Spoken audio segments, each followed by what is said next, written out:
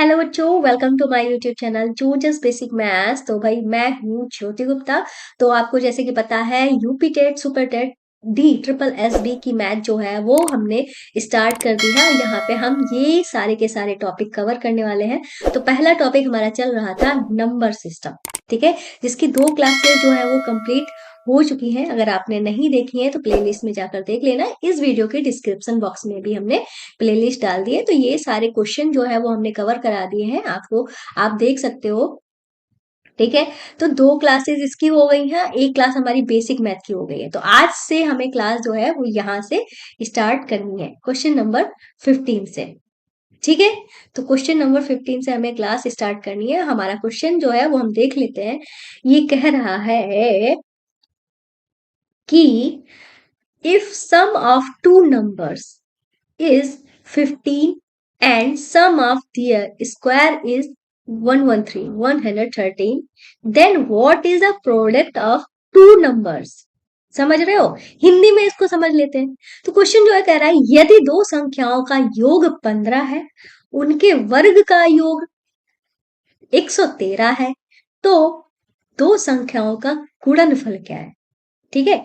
तो इन्होंने कहा है दो संख्याएं हैं जिनका योग क्या है 15 है, और उनका वर्ग का योग जब करते हैं तो 113 आता है, ठीक है। तो क्वेश्चन हम कैसे सॉल्व करेंगे, ध्यान से देखिएगा, ट्रिक के साथ हम सारे क्वेश्चन जो है वो सॉल्व कराएंगे। जहां पे जरूरत होगी बेस बताने की वहां पे हम बेस भी बताएंगे, लेकिन पहली वाली क्लास जरूर देखिएगा क्योंकि वहां पे हमने सारा का सारा बेसिक आपको समझाया हुआ है, ठीक है। तो इस क्वेश्चन में थोड़ा सा आपको दिमाग लगाना पड़ेगा। क्यों दिमाग लगाना पड़ेगा? भाई इन्होंने क्या कहा है, दो संख्याओं का योग 15 है। भाई मतलब हम दो संख्याएं मान लेते हैं, एक संख्या हमारी ए है और दूसरी हमारी संख्या बी है। इनका योग इन्होंने क्या कहा है 15 है। फिर कह रहे हैं उनका वर्गों का योग, उनका वर्ग करें, ठीक है। मतलब ए स्क्वायर हम करते हैं और बी स्क्वायर करते हैं, इनका जब योग करते हैं तो हमारा 113 आ रहा है, ठीक है। तो अब हमें ऐसे नंबर ढूंढने पड़ेंगे जिनका योग करके 15 आ रहा हो, लेकिन वो नंबर जो हमारे होने चाहिए वो कैसे होने चाहिए, वो सहभाज्य संख्याएं होनी चाहिए। मतलब कैसी?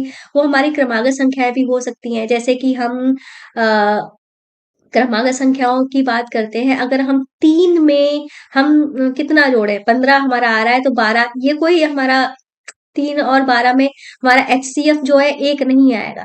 अगर हम कितना जोड़े, 5 में हम कितना जोड़े, 7 5 12, 7 जोड़ते हैं, नहीं 7 5 12 तो हमारा ज्यादा हो जाएगा। 10 में हम 5 जोड़ते हैं, लेकिन इसमें भी हमारा कॉमन आ रहा है तो ये भी हमारा नहीं चलेगा। हम एक एग्जांपल देकर चल रहे हैं कि कैसे आपको पता चलेगा कैसे क्या हम जोड़े, ठीक है। 5 के बाद हमारा 6 आता है, 6 में हम कितना जोड़े कि हमारा 15 हो जाएगा। तो 6 में अगर हम 9 जोड़ते हैं, इनका भी हमारा एचसीएफ जो है वो एक नहीं आ रहा है, तो मतलब ये भी नहीं लिया जाएगा। फिर नेक्स्ट नंबर लेते हैं 7। 7 में हम कितना जोड़े कि हमारा 15 हो जाए, तो 7 में अगर हम 8 जोड़ते हैं तो हमारा 15 हो रहा है। और इनका एचसीएफ भी हमारा मतलब मासा भी हमारा कितना आ रहा है, एक। मतलब ये दोनों सहभाज्य संख्याएं भी हैं, इनको जोड़ने पे हमारा 15 भी आ रहा है। इनका स्क्वायर करके अब हम देख लेते हैं, तो इसका स्क्वायर होता है 49 और इसका स्क्वायर होता है हमारा 68 64। जब हम इनको जोड़ते हैं तो हमारा 113 भी आ रहा है। मतलब दोनों कंडीशन हमारी फॉलो हो गई। इन्होंने कहा है दोनों संख्याओं का गुणनफल क्या है, तो 7 और 8 का हमें क्या कर देना होगा, गुणनफल कर देना होगा। भाई हमारा आ जाएगा 7 8 56, तो ए वाला हमारा आंसर हो जाएगा। तो हमारा कैसे आया है, तो ए वाला जो है वो हमारा 7 हो जाएगा, बी जो है वो हमारा 8 हो जाएगा, इनका कर देंगे मल्टीप्लाई, हो जाएगा हमारा 56, ठीक है। तो ये चीजें जो हमने आपको बताई हैं बस समझाने के लिए बताई हैं कि कैसे आपको करना है। तो आपको ऐसी संख्याएं लेनी है जिनका एचसीएफ जो है वो एक होना चाहिए। जैसे हमने 3 12 लिया था, इनमें तो 3 कॉमन आ रहा था। 5 10 लिया था, इसमें 3 कॉमन आ रहा था। अगर आपको 4 भी लेना था, 4 में आप कितना जोड़ते, 4 में हम जोड़ते 13, इनका एचसीएफ जो है वो हमारा एक तो आ रहा है, ठीक है। लेकिन इनका जब हम स्क्वायर करते, 4 का स्क्वायर हमारा कितना होता, 4 को 16 और 13 का स्क्वायर 169 होता, ठीक है, 169 होता। और 169 तो ऑलरेडी इन्होंने कहा 113 आना चाहिए, तो ये तो वैसे भी नहीं हो सकता था, ठीक है। तो हमें ऐसी संख्याएं लेनी थी जिनका स्क्वायर करने पे भी आ जाए। और तो ये थोड़ा लॉजिकल क्वेश्चन है, इसको लगाना पड़ेगा, लेकिन क्वेश्चन जो है वो इंपॉर्टेंट है। और यहाँ पे जो भी क्वेश्चन है वो हमारे एग्जाम्स में आए हुए क्वेश्चन है, ठीक है। अब नेक्स्ट क्वेश्चन पे चलते हैं। ये कह रहा है यदि पहले इंग्लिश में पढ़ लेते हैं। If x is divisible only by 3, ठीक है, x is divisible only by 3 and y is divisible by 5, only 5, then x y is divisible by. मतलब ये क्या कह रहे हैं कि x जो है मात्र 3 से कटता है और y जो है मात्र 5 से कटता है। तो ये कह रहे हैं तो एक्स वाई जो संख्या है, ठीक है, वो किससे डिविजिबल होगी? भाई इन्होंने क्या कहा, x जो है वो किससे कटता है? 3 से कटता है। y जो है 5 से कटता है। तो एक्स वाई जो है किससे कटेगा भाई? एक्स वाई जो है वो 3 से भी कटेगा, 5 से भी कटेगा, ठीक है, क्योंकि x से कट रहा है 3 और y से कट रहा है 5 और साथ में इनका गुणनफल 3 और 5 का गुणनफल मतलब 15 से भी कटेगा, तीनों से कटेगा। तो तीनों ऑप्शन हमें कहाँ पे दिख रहे हैं? यहाँ पे दिख रहे हैं। तो हमारा डी वाला ऑप्शन जो है वो सही हो जाएगा, ठीक है। तो ये हो गया हमारा 16th वाला क्वेश्चन। अब चलते हैं अपने 17th वाले क्वेश्चन पे। ये कह रहा है which number can be right written होना चाहिए, हाँ, which number can be written in form of n into n plus 1 into n plus 2 where where n is a natural number, ठीक है, where n is a natural number. मतलब कह रहे हैं कौन सी संख्या है, इन ऑप्शंस में से हमसे पूछ रहे हैं कौन सी संख्या है जो n into n plus 1 into n plus 2 के रूप में लिखी जा सकती है। और इन्होंने कहा n जो है प्राकृतिक संख्या है, मतलब इनमें से हमें बतानी है कौन सी नंबर जो है वो लिखा जा सकता है। तो नंबर की बात करते हैं, नेचुरल नंबर की बात करते हैं, तो सबसे पहला हमारा नंबर जो होता है वो 1 होता है, फिर 2 होता है। अब हमें 1 से स्टार्ट करते हुए चलना है। अब देखते हैं हमारा ऑप्शन कौन सा सही होगा। अब हमें हमारे पास लिखा क्या है, n into n plus 1 into में n प्लस 2, ठीक है। n की जगह पे हम 1 रख के देखते हैं। 1 1 का अगला हो जाएगा हमारा 2 2 और 1 में 2 ऐड कर देंगे तो हमारा क्या हो जाएगा 3, ठीक है। 1 यहाँ पे हमने रखा 1 n 1 सॉरी 1 प्लस 1 हमारा 2 हो गया और 1 में 2 जोड़ा हमारा 3 हो गया। ऐड इनको हम क्या करेंगे, मल्टीप्लाई करके देखते हैं, क्योंकि इन्होंने यही बोला है ना, इनको मल्टीप्लाई करना है। तो 1 दूनी 2 2 3 6 6 आ गया हमारा, पर 6 तो हमारा ऑप्शन में है ही नहीं, मतलब 1 हमको नहीं रखना है, ठीक है। n इजकल टू 1 जो है वो नहीं रखना है। अब n इजकल टू हम 2 रख के देखते हैं, ठीक है। तो हमारा क्या हो जाएगा 2 इंटू 2 का अगला हमारा 3 3 का अगला जो है वो हमारा क्या हो जाएगा 4, ठीक है, 4 हो जाएगा। अब इनकी मल्टीप्लाई करते हैं, 2 तिया 6 6 चौक 24। अब 24 तो है हमारा ऑप्शन में, तो इसका मतलब हमारा आंसर क्या हो जाएगा 24। किस तरीके से करेंगे आपने देख लिया है, नेचुरल नंबर रख के हम देख लेते हैं, ठीक है। 1 से ही स्टार्ट करेंगे और अब करते हैं अपने नेक्स्ट वाले क्वेश्चन को। नेक्स्ट हमारा क्वेश्चन है दो लगातार संख्याएं 17 और 18 है। इस टाइप के क्वेश्चन जो है बहुत ही ज्यादा इंपॉर्टेंट है और इसके हमने इसी कॉन्सेप्ट से रिलेटेड 2-3 क्वेश्चन हमने रखे हुए हैं। क्वेश्चन जो है कह रहा है दो लगातार संख्याएं 17 और 18 है, ठीक है। कौन सी है, 17 है और 18 है। इनके वर्गों का अंतर, मतलब 17 का वर्ग करें और 18 का वर्ग करें, ठीक है। भाई बड़ी तो पहले ही रखेंगे, अंतर की जो है वो ज्ञात करना है, ठीक है। तो हम आपको एक कॉन्सेप्ट बता देते हैं। जब दो लगातार संख्याएं होती हैं उनके वर्गों का अंतर करते हैं तो वो क्या आता है, वो हमेशा इनका जोड़ आता है। मतलब 17 प्लस 18 हमारा क्या आ जाएगा 35, ठीक है। जब दो लगातार हमारी संख्याएं हो या कह लो दो क्रमागत संख्याएं हो और उनके वर्गों के अंतर की बात की जाए तो वो क्या होगा, उन्हीं दो संख्याओं का योग होगा, ठीक है। ये याद रखना। तो हमारा आंसर कौन सा सही हो जाएगा, सी वाला ऑप्शन सही हो जाएगा। नेक्स्ट क्वेश्चन पे चलते हैं। ये हमारा नेक्स्ट क्वेश्चन है। नेक्स्ट क्वेश्चन जो है वो हमसे कह रहा है यदि ए और बी क्या है, धनात्मक पूर्णांक संख्याएं हैं, ठीक है, और A square minus B square equal to 19, तो ए का मान ज्ञात करिए। If A and B are two positive integers number and A square minus B square equal to 19 then find the value of A. तो हमारे पास क्या है, A square minus B square equal to 19 है, ठीक है। ए की वैल्यू कह रहे हैं भाई, यहाँ पे दो क्रमांक संख्या इन्होंने धनात्मक पूर्णांक संख्याएं दे दी हैं जो कि क्रमागत ही है, ठीक है।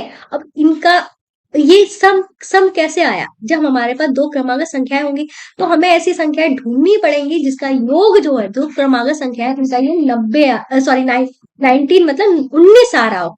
तो भाई हम जानते हैं 10 और 9 को जब जोड़ेंगे, जो कि दो क्रमांक संख्याएं हैं, इनका योग जो है 19 आता है।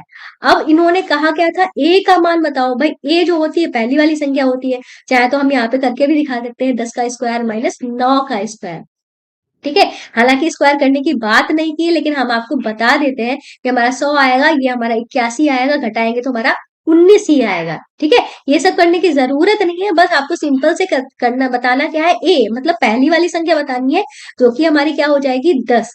ठीक है, तो 10 हमारा आंसर हो जाएगा। तो हमने क्या किया है, 19 है, इन्होंने ए स्क्वायर माइनस बी स्क्वायर, वही जो हमारा कॉन्सेप्ट था, ठीक है, वो दिया गया था। और उसके हिसाब, उस कॉन्सेप्ट के हिसाब से ये जो संख्याएं हैं वो ए प्लस बी होना चाहिए। ये संख्या है जो ए प्लस बी होना चाहिए। ए प्लस बी जब हमने ढूंढा तो हमको 10 और 9 मिल गया, 10 और 9 मिल गया, तो उस हिसाब से हमने क्या किया, 10 प्लस 9 मिल गया।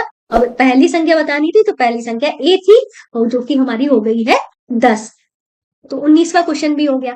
अब करते हैं अपना 20वां क्वेश्चन। 20वां क्वेश्चन जो है वो कह रहे हैं दो क्रमागत संख्याओं के वर्गों का अंतर 25 है। तो कोई दो क्रमागत संख्याएं हैं, ए स्क्वायर माइनस बी स्क्वायर, इनका अंतर कितना है, 25 है। अब ये कह रहा है बड़ी संख्या बताओ। सेम वही बात, मतलब ए प्लस बी जो है वो हमारा कितना आना चाहिए, 25 आना चाहिए। ठीक है, तो 25 को हमें तोड़ना है, जो दो क्रमागत संख्याओं में है। 12 और 13 इनका योग जो कि क्रमागत भी है, और इनका योग भी हमारा कितना आता है, 25 आता है। अब इन्होंने क्या कहा है कि बड़ी संख्या बताओ। भाई बड़ी संख्या 13 है ना, तो 13 हमारा आंसर हो जाएगा। ठीक है, जब आप प्रैक्टिस करोगे ना, खुद ब खुद अपने आप क्वेश्चन जो है वो लगते जाएंगे। ठीक है, तो ये क्वेश्चन हो गया। अब करते हैं हम अपना 21वां क्वेश्चन। 21वां क्वेश्चन कह रहा है यदि दो संख्याओं का योगफल, कोई दो हमारे संख्याएं हैं, ठीक है, उनका योगफल क्या है, ए है, और उनका गुणनफल, ठीक है, वो कितना है, बी है। फिर ये कह रहा है उनके व्युत्क्रमों का योगफल क्या होगा, उनके व्युत्क्रम मतलब उल्टे का योगफल क्या होगा। ठीक है, ये क्वेश्चन है हमारा। ठीक है, यहाँ पे ऑप्शन जो था वो गलत दिया हुआ था, इसको हमने सही कराया। ठीक है, तो क्वेश्चन को हम देख लेते। तो इस टाइप के क्वेश्चन में एक हमारा फॉर्मूला होता है, वही काम आने वाला है भाई। इस type sum of the reciprocal, इसका फॉर्मूला मतलब व्युत्क्रमों का योगफल जब हमें निकालना होता है तो हमारा फॉर्मूला क्या होता है, हम यहाँ पे लिख देते हैं, सम ऑफ द रेसिप्रोकल। ठीक है, ये क्या होता है, ये होता है संख्याओं का, या कह लो प्रोडक्ट, क्या बोलते हैं, सम ऑफ नंबर्स। ठीक है, चलो हम इंग्लिश में भी लिख दे, इंग्लिश में ही लिख देते हो, ज्यादा बेटर रहेगा। ठीक है, कंफ्यूजन हो जाती है, इंग्लिश में लिखो कि हिंदी में लिखो। ठीक है, हम यहाँ पे लिख देते हैं सम ऑफ नंबर्स अपॉन, अपॉन में हमारा हो जाएगा product of numbers, product of numbers, ये हमारा होता है। ठीक है, तो सम हमारा क्या दिया गया है, संख्याओं का योगफल हमारा क्या दिया गया है, ए दिया गया है, और उनका गुणनफल हमारा कितना दिया गया है, बी दिया गया है। ठीक है, बस हमारा ये आंसर हो गया, इतना इजी है। बस आपको इसमें कुछ नहीं करना है, फॉर्मूला याद रखना है, सम ऑफ नंबर्स अपॉन में प्रोडक्ट मतलब मल्टीप्लाई ऑफ नंबर्स। ठीक है, यही होता है हमारा व्युत्क्रमों का योगफल। तो हमारा ऑप्शन कौन सा सही हो जाएगा, सी वाला ऑप्शन सही हो जाएगा। ठीक है, तो भाई आज की क्लास में बस इतना ही, मिलते हैं नेक्स्ट वीडियो में। उम्मीद है क्लास जो है आपको अच्छी लगी होगी। अच्छी लगी हो तो मेरे चैनल को सब्सक्राइब करना, वीडियो को लाइक करना मत भूलिएगा। ऐसे ही सारी वीडियो जो है वो एक एक करके सारे टॉपिक्स हम पढ़ाते जाएंगे, और आपका जो है मैथ्स का सिलेबस जो है वो कंप्लीट हो जाएगा, साथ में हमारा भी सिलेबस कंप्लीट होता ही जाएगा। ठीक है, तो आज की क्लास अच्छी लगी हो तो चैनल को सब्सक्राइब करना, वीडियो को लाइक करना मत भूलिएगा। मेरी हम्बल रिक्वेस्ट रहती है अपने दोस्तों को, अपने ग्रुप्स में हमारे वीडियोस को ज्यादा से ज्यादा शेयर करें। कोई डाउट हो तो आप कमेंट करके पूछ सकते हो, सबका रिप्लाई मैं करती हूँ।